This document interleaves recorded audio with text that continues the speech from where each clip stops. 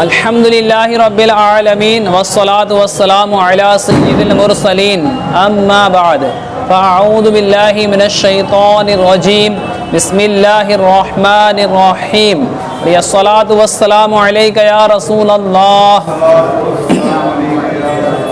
व अला आलिका व अस्हाबिका या हबीबल्लाह अस्सलातु वस्सलामु अलैका या नबियल्लाह व अला आलिका व अस्हाबिका या नूरल्लाह। फरमान मुस्तफ़ा सल्लल्लाहु तआला अलैहि वसल्लम से खुलासा है, मुझ पर दुरूद पाक की कसरत करो, बेशक यह तुम्हारे लिए तहारत है। तहारत यानी पाकी है ना। सल्लु अलल हबीब सल्लल्लाहु तआला अला मुहम्मद सल्लल्लाहु अलैहि वसल्लम व अला आलिहि व अस्हाबिहि बारक वसल्लम सलातन व सलामन अलैका या रसूलल्लाह सल्लल्लाहु अलैहि वसल्लम। मेरे आका आला हज़रत इमाम अहले सुन्नत वली नेमत अज़ीमुल बरकत अज़ीमुल मर्तबत परवाने शमए रसालत मुजद्दिद दीन व मिल्लत हामी सुन्नत माही बिदअत आलिम शरीअत पीर तरीक़त बाइस खैर व बरकत हज़रत अल्लामा मौलाना अलहाज अलहाफ़िज़ अलकारी अशाह इमाम अहमद रज़ा ख़ान रहमतुल्लाहि ताला अलैह फरमाते हैं, पानों की कसरत, पानों यानी पान जो खाते हैं लोग ना, तो बहुत ज़्यादा पान खाते हैं, तो इसीलिए कहा गया कि पानों की कसरत से आदी यानी बहुत ज़्यादा पान खाने वाले, खुसूसन जबकि दांतों में फ़ज़ा यानी गैप हो। तजर्बा से जानते हैं छालिया के बारीक रेज़े, छालिया यानी सुपारी, सुपारी के बारीक दाने है ना, तो छालिया के बारीक रेज़े और पान के बहुत छोटे छोटे टुकड़े इस तरह मुंह के अतराफ व अकनाफ में जागीर होते हैं, यानी मुंह के कोनों और दांतों के खांचों में घुस जाते हैं अंदर गैप में ना, कि 3 बल्कि कभी 10-12 कुल्लियाँ भी उनके तस्फ़िये ताम यानी कि मुकम्मल सफाई को काफ़ी नहीं होती।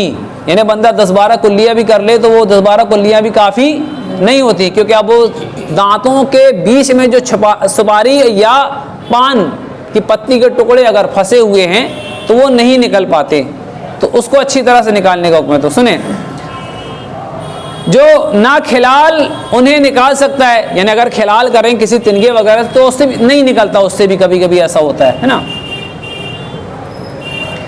ना मिसवाक सिवा कुल्लियों के कि पानी मनाफिज यानी कि सुराखों में दाखिल होता और जुम्बिश देने यानी कि हिलाने से जमे हुए बारीक ज़र्रों को बतदरीज छुड़ा छुड़ा कर लाता है। इसकी भी कोई तहदीद यानी कि हदबंदी नहीं हो सकती, और यह कामिल तस्फिया यानी कि मुकम्मल सफाई भी बहुत मुअक्किद यानी कि इसकी सख्त ताकीद है। मुतअद्दिद अहादीस में इरशाद हुआ है कि जब बंदा नमाज को खड़ा होता है, फरिश्ता उसके मुंह पर अपना मुंह रखता है, यह जो पढ़ता है उसके मुंह से निकलकर फरिश्ते के मुंह में जाता है। उस वक्त अगर खाने की कोई शय उसके दांतों में होती है, मलाइका को उससे ऐसी सख्त ईज़ा होती है कि और शय से नहीं होती। तो जो खाई हुई ग़िज़ा होती है जो दांतों के बीच में फंसी होती है, तो इससे जितनी तकलीफ़ फरिश्तों को होती है ना, किसी और चीज़ से नहीं होती। तो इसलिए मुंह की अच्छी तरह सफाई का हुक्म है। तो मुंह को अच्छी तरह सफाई करके और फिर नमाज के लिए खड़े हों। बाद औक़ात रमज़ान शरीफ में होता है ना, वो अफ्तार करे फ़ौरन मस्जिद, और उसमें तो बड़े अफसोस की बात है कि वो प्याज वाला आइटम खा के जाते हैं, मुंह से स्मेल भी आती है। जबकि मुंह से स्मेल आ रही हो तो मस्जिद के अंदर की मस्जिद के दाखिला मना है ना, कि इस तरह से जो बू लहसुन प्याज वगैरह की जो बू है, इसको मस्जिद में ले आने का हुक्म नहीं है। तो इस अच्छी तरह सफाई करें। तो अब चाहिए ये कि अफ्तार के टाइम ऐसी चीज़ों को इस्तेमाल ही ना करें। थोड़ा ज़ुबान पे कंट्रोल कर लें, लगाम लगा लें, और जो है फिर भले ही आप मगरिब के बाद इस्तेमाल कर लें, लेकिन मगरिब से पहले इस्तेमाल ना करा जाए। मस्जिद जब के जाना हो, बेहतर होगा कि पानी पी लें या खजूर खा के, खजूर भी हालांकि चिपकता है, उससे अच्छी तरह सफाई की जाए, और पानी पी के या दूध पी के आप जो है चले जाएँ, और उसके बाद में भला अपन जो भी खाना पीना है फिर बाद में खा पी सकते हैं इंशाल्लाह। हदीस सुनते हैं। हुजूर अकरम नूर मुजस्सम शाह बनी आदम रसूल मोहतशम सल्लल्लाहु अलैहि वसल्लम ने फरमाया, जब तुम में से कोई रात को नमाज के लिए खड़ा हो तो चाहिए कि मिसवाक कर ले, क्योंकि जब वो अपनी नमाज में किरात करता है तो फरिश्ता अपना मुंह इसके मुंह पर रख लेता है, और जो चीज़ इसके मुंह से निकलती है वो फरिश्ते के मुंह में दाखिल हो जाती है। और तबरानी ने कबीर में हज़रत सैयदना अबू अय्यूब अंसारी रदी अल्लाह तआला अन्हु से रिवायत की है कि दोनों फरिश्तों पर इससे ज़्यादा कोई चीज़ गिरा नहीं कि वो अपने साथी को नमाज पढ़ता देखें और उसके दांतों में खाने के रेज़े फंसे हों। ये उन्हें बहुत गिरा गुजरती है ना। तो चाहिए ये कि हम अच्छी तरह से अपने मुंह की सफाई करके जाएं इंशाअल्लाह अज़्ज़ा वजल। यहाँ कुछ खास बातें चल रही हैं, इस पर आपकी तवज्जो की ज़रूरत है। अगर जो समझ में नहीं आए तो पूछ लीजिएगा, इंशाअल्लाह हम और आप दोनों मिलकर समझने की कोशिश करेंगे इंशाअल्लाह अज़्ज़ा वजल। हुज्जतुल इस्लाम इमाम मोहम्मद गज़ाली अलैहि रहमतुल्लाह अलवाली फरमाते हैं, वुज़ू से फरागत के बाद जब आप नमाज की तरफ मुतवज्जे हों, उस वक्त ये तसव्वुर कीजिए कि जिन ज़ाहिरी आज़ा पर लोगों की नज़र पड़ती है वो तो बज़ाहिर ताहिर यानी कि पाक हो चुके हैं। हाथ, चेहरा, पैर वगैरह सब तो दिखाई देता है, लोगों की नज़र पड़ती है, और वुज़ू करके तो उसको हमने पाक कर लिया है ना। तो मगर दिल को पाक किए बगैर अल्लाह अज़्ज़ा व जल्ला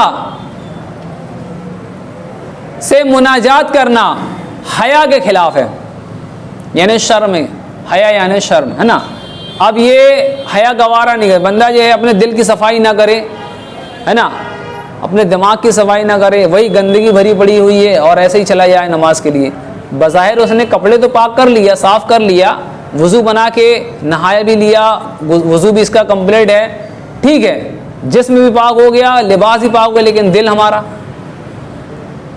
हमारे दिल की सफाई और पाकी भी ज़रूरी है।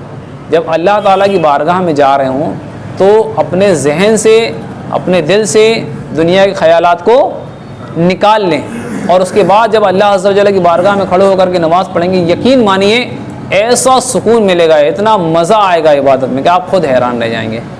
अल्लाह ताला हमें जो है इबादत की लज्जत अता फरमाए, आमीन। सल्लु अलल हबीब सल्लल्लाहु अलैहि वसल्लम। तो फरमाया कि मुनाजात करना हया के खिलाफ है, क्योंकि अल्लाह अज़्ज़ा व जल्ला दिलों को भी देखने वाला है।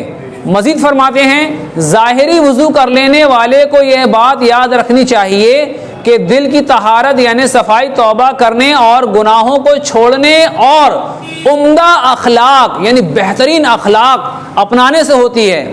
जो शख्स दिल को गुनाहों की आलूदगियों से पाक नहीं करता, फ़कत ज़ाहिरी तहारत यानी कि सफाई और ज़ेबो ज़ीनत पर इक्तिफ़ा करता है, उसकी मिसाल उस शख्स की सी है जो बादशाह को मदऊ करता है और अपने घर बार को बाहर से खूब चमकाता और रंगो रोगन करता है, मगर मकान के अंदरूनी हिस्से की सफाई पर कोई तवज्जो नहीं देता। चुनांचे जब बादशाह उसके मकान के अंदर आकर गंदगियां देखेगा तो वो नाराज होगा या राजी, यह हर जी शऊर खुद समझ सकता है। अब जरा गौर फरमाएं, वक्त का बादशाह, उसको आपने दावत दी अपने घर में आने की, है ना, और यानी क्या होता है, ये वाक़या अपन ने जो किताब में पढ़ा और सुना, बाज़ औक़ात ही सर के ऊपर से चला जाता है, समझ में नहीं आता है कि मदऊ किया, ये क्या कह रहे हैं। तो इसको अपन समझने की कोशिश करते हैं इंशाअल्लाह अज़्ज़ा वजल। तो होता ये कि अगर मान लीजिए वक्त के बादशाह को किसी ने अपने घर में दावत दी और बुलाया, और बादशाह के आने के मौके पर उसने बाहर से लाइटिंग कर दी, सजावट कर दी, बाहर पुताई कर दी अच्छे बेहतरीन गमले वगैरह लगा दिए, खूब साफ सफाई कर दिया, अच्छा कर दिया, अंदर वही गंदगी है, वही कचरा फैला हुआ है, कोई साफ सफाई नहीं है, दीवारें वैसी ही हैं पुरानी, है ना। तो बादशाह बाहर से जब आएगा देखेगा तो भाई क्या हमारे लिए तैयारी की है, खुश होगा ना, बाहर से देखेगा। और जब अंदर आएगा खुश होगा, है ना, और नाराज हो सकता है। तो ये तो दुनियावी बादशाह की मिसाल दी जा रही है। मेरा रब तो दिलों के हाल से बाखबर है। वो तो बादशाह जब अंदर आएगा तब देखेगा, अल्लाह ताला तो पहले ही से देख रहा है कि इसके दिल के अंदर क्या है और बाहर क्या है। तो हमें ये चाहिए कि अपने दिल की अंदर की सफाई भी दुरुस्त करें इंशाअल्लाह। और कैसे होगी? गुनाहों से तौबा करके और गुनाहों से बचने भी होगी इंशाअल्लाह, है ना। तौबा करें और गुनाहों से बचते भी रहें इंशाअल्लाह, बचेंगे इंशाअल्लाह से इंशाअल्लाह। अल्लाह ताला हमें जो गुनाहों से नफ़रत अता फ़रमाए और नेकियों से मोहब्बत अता फ़रमाए, आमीन। अब इस पर जो है मुख्तसर सी मालूमात हासिल करते हैं, फिर इंशाअल्लाह आइंदा फिर आगे दर्स में सीखेंगे इंशाअल्लाह। सब्र करके 5 हुरूफ की निस्बत से ज़ख्म वगैरह से खून निकलने के 5 अहकाम। अगर मान लीजिए बंदे के जिस्म में कहीं ज़ख्म हो गया है और खून वगैरह निकल रहा है तो उसके लिए क्या हुक्म आएगा, इसे तवज्जो के साथ समाअत फरमाएं। सारी तवज्जो रखें यहाँ, ध्यान दें इंशाअल्लाह, है ना। है तवज्जो, है ना, समझ में आ रहा है? कुछ समझ में ना आए तो पूछ लीजिएगा, अगर या मेरे से कोई गलती हो तो मुझे बता दीजिएगा, यहाँ पर आप गलत बोल गए, है ना। इंशाअल्लाह भाई होता है, हम भी इंसान हैं, गलती हो सकती है, ज़ुबान से कुछ का कुछ निकल जाए, बोलना कुछ चाह रहा है, ज़ुबान कुछ और बोल दे, हो जाता है कभी कभी। बहरहाल तो नंबर 1, खून, पीप या जर्द पानी। जर्द पानी समझते हैं ना, छाले वगैरह में से निकलता है, फुड़िया में से। तो खून, पीप या जर्द पानी कहीं से निकलकर बहा और उसके बहने में ऐसी जगह पहुंचने की सलाहियत थी जिस जगह का वुजू या गुस्ल में धोना फर्ज है, तो वुजू जाता रहा। किस जगह पर पहुंची? जिस जगह का गुस्ल या वुजू में धोना फर्ज है। तो वुजू में किन आज़ा का धोना फर्ज है? चेहरा, हाथ, पैर, सर का मसा है, ठीक है ना। और गुस्ल में पूरा जिस्म।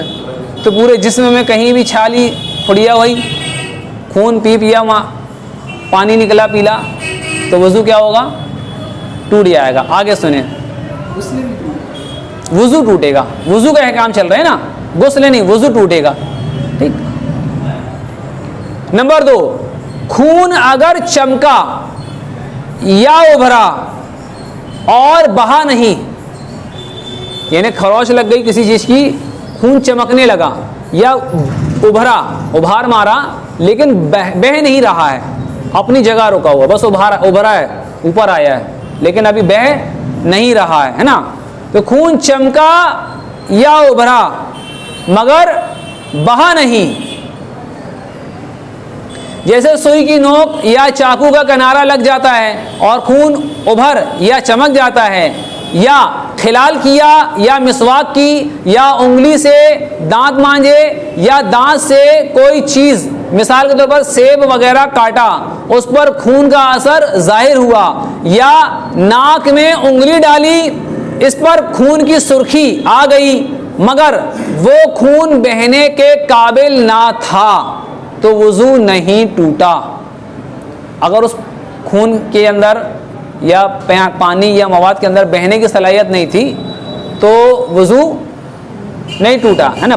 खून जो है या पानी, यानी जो खून की हुक्म चल रहा है, अगर ये बहा नहीं और इतनी मिकदार में आया कि इसके अंदर बहने की सलाहियत नहीं थी तो वुजू नहीं टूटेगा, है ना। नंबर 3, अगर बहा मगर बहकर ऐसी जगह नहीं आया जिसका गुस्ल या वुजू में धोना फर्ज हो। अब कौन सी चीज़ है इसका गुस्ल या वुजू में धोना फर्ज नहीं है ना। मिसाल के तौर पर आँख में, आँख की आप पुतली ऊपर की पलकों को धोते हैं ना, पुतली को धोते हैं, चमड़ी को, लेकिन अंदर तो नहीं धोते, अंदर धोना फर्ज नहीं है, ठीक है ना। और जी ये बंद करने पर आएगा ना, आँख खोले में नहीं आएगा, आँख के अंदर पानी बहाना फर्ज नहीं है ना। तो आँख में दाना था और टूटकर अंदर ही फैल गया, बाहर नहीं निकला, या पीप या खून कान के सुराखों के अंदर ही रहा, बाहर ना निकला, तो इन सूरतों में वुजू ना टूटा, है ना। कहां पर? आंख या कान के सुराख के अंदर, यानी मवाद निकला, कोई दाना फूट गया या ब्लड आ गया और ये अंदर ही है, कोई दाना फूटा और उसका मवाद या खून या पानी आया लेकिन ये बाहर नहीं आया, तो बंदे का वुजू नहीं टूटेगा, वुजू नहीं टूटेगा, है ना। नंबर 4, जख्म बेशक बड़ा है, रतूबत चमक रही है, मगर जब तक बहेगी नहीं वुजू नहीं टूटेगा। जब तक वो रतूबत बहेगी नहीं वुजू नहीं टूटेगा। समझ में आ रही ना बात? अल्हम्दुलिल्लाह। नंबर 5 और आखिरी मसला इसका, जख्म का खून बार बार पोंछते रहे कि बहने की नौबत ना आई। जो जख्म से ब्लड निकल रहा था उसे बार बार आपने पोंछा, उसको बहने की नौबत ही नहीं आई क्योंकि आप बार बार पोंछ ले रहे हैं, है ना। तो जख्म का खून बार बार पोंछते रहे कि बहने की नौबत ना आई, तो गौर कर लीजिए कि अगर इतना खून पोंछ लिया है कि अगर ना पोंछते तो बह जाता तो वुजू टूट गया, वरना नहीं। अब ये जो आपने जिसमें पहुंचा है उसमें आप देख लीजिए कि अगर ये मान लीजिए कि इतनी मिकदार में है कि अगर इसको नहीं पहुंचते तो ये बह जाता तो वुजू टूट गया, और अगर इतनी मिकदार में है कि आपको लग रहा है कि नहीं, अगर नहीं पहुंचते तो नहीं बहता, तो उससे वुजू नहीं टूटेगा। वल्लाहु आलम व रसूलुहु आलम। अज़्ज़ा व जल्ला हमें कहने सुनने से ज़्यादा अमल करने की तौफीक अता फरमाए, दरसी गलतियाँ और हम सब के तमाम गुनाह मुआफ़ फरमाए। आमीन बिजाहिन नबील अमीन व सल्लल्लाहु तआला अलैहि व आलिहि वसल्लम। सल्लु अलल हबीब सल्लल्लाहु तआला अलैहि वसल्लम।